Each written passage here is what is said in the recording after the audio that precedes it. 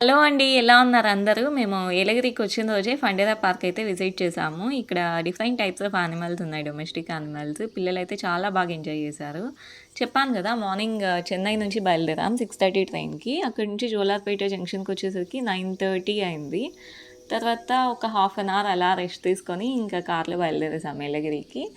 ఏలగిరి మేము రీచ్ అయ్యేసరికి చాలా స్లోగానే వచ్చాము. 11:30 అయింది. మాకు యాక్చువల్‌గా చెక్ ఇన్ టైమ్ అయితే 1:00 హోటల్‌లో. 12:00కే వాళ్ళు చెక్ ఇన్ అలో చేశారు. ఇంకా అప్పుడు టిఫిన్ చేసుకొని బయలుదేరామనమాట. బయలుదేరి ఫండేరా పార్క్ వచ్చేసరికి 3:00 అయింది. నేను చాలా రివ్యూస్ అయితే చదివాను ఇక్కడికి వెళ్ళడానికి ముందు. ఏలగిరి ఫండేరా పార్క్‌లో 1 డే అయితే చాలా బాగా ఎంజాయ్ చేస్తారు పిల్లలని.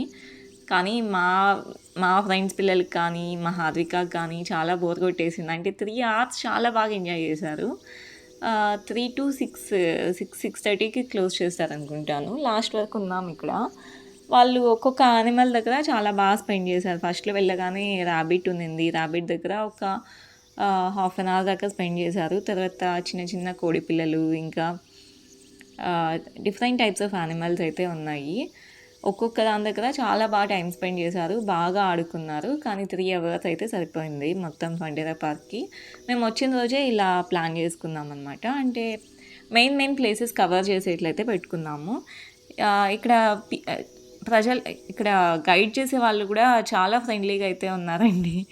నేను చాలా భయపడాను ఈ ఆశ్రిష్ దగ్గరికి పంపించాలంటే హాద్వికాని. బట్ ఆయన చాలా అష్యూరెన్స్ ఇచ్చి తీసుకెళ్ళాడనమాట. నేను తినిపిస్తాను ఏం కాదని. ఇక్కడ ఉండే స్పెషల్ అట్రాక్షన్ ఏంటంటే బర్డ్స్. ఎన్ని రకాల బర్డ్స్ ఉన్నాయో తెలుసా అసలు. మేమైతే చాలా ఉన్న 3 అవర్స్‌లో ఆల్మోస్ట్ 1.5 అవర్ ఇక్కడే స్పెండ్ చేశాము. చాలా మంచిగా అనిపించింది. ఒక్కో గేట్ నుంచి ఎంటర్ అయ్యే కొద్దీ ఇంకో గేట్‌కి వెళ్తుంటాము. ఫస్ట్ చిన్న బర్డ్స్ వస్తాయి. తర్వాత మీడియం సైజ్. తర్వాత దానికంటే కొంచెం పెద్దవి. దాని తర్వాత చాలా పెద్ద బర్డ్స్ అయితే వస్తాయి. అసలు భయపడాల్సిన పనే లేదు. లాస్ట్‌కి మా హాత్విక కూడా మంచిగా ఫుడ్ పెట్టింది వాటికి చేతిలోకి తీసుకొని. బాగా ఎంజాయ్ చేసాం అయితే. మస్ట్ విజిట్ ప్లేసెస్‌లో ఇదొకటి పెట్టుకోండి. తను ఎంజాయ్ చేస్తుంది. ఇంకా మా ఫ్రెండ్స్ పిల్లలు వచ్చారు కదా! వాళ్ళు కూడా చాలా ఎంజాయ్ చేశారు. మేమంతా చాలా హ్యాపీ అయ్యాము. ఇక్కడ క్యాంటీన్ కూడా ఉంది.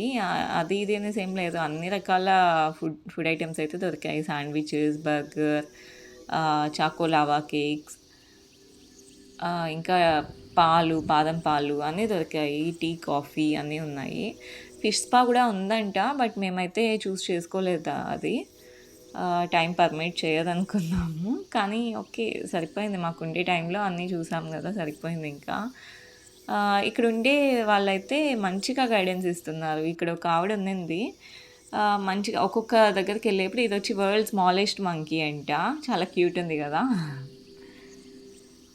అలా ఒక్కొక్క యానిమల్ దగ్గరికి వెళ్ళేప్పుడు ఆమె మంచిగా గైడెన్స్ ఇస్తూ దీని స్పెషాలిటీ ఇది, దీని స్పెషాలిటీ ఇది అలా చెప్తూ గైడెన్స్ ఇస్తూ వచ్చారనమాట. పిల్లలకి కూడా నాకు మెయిన్ ఏమనిపించిందంటే వాళ్ళు మంచిగా ఎక్స్‌ప్లోర్ చేస్తున్నారు. ఎప్పుడు ఇంట్లోనే స్కూల్‌కే అంటే కాదు కదా! అప్పుడప్పుడు ఇలా బయటికి తీసుకొస్తూ ఉండాలి. చాలా మంచిగా ఎంజాయ్ చేశారు వాళ్ళైతే. ఇగ్వానా దీనికి 3 కళ్ళు ఉంటాయంట. నాకైతే కనిపించలేదు. మూడో కన్ను ఎక్కడుందో. మీకేమైనా కనిపిస్తే చెప్పండి. నేనైతే 5 మినిట్స్ వెయిట్ చేశాను. అదేమన్నా తిరుగుతుందా, కదులుతుందా అని. అస్సలు కదలలేదు.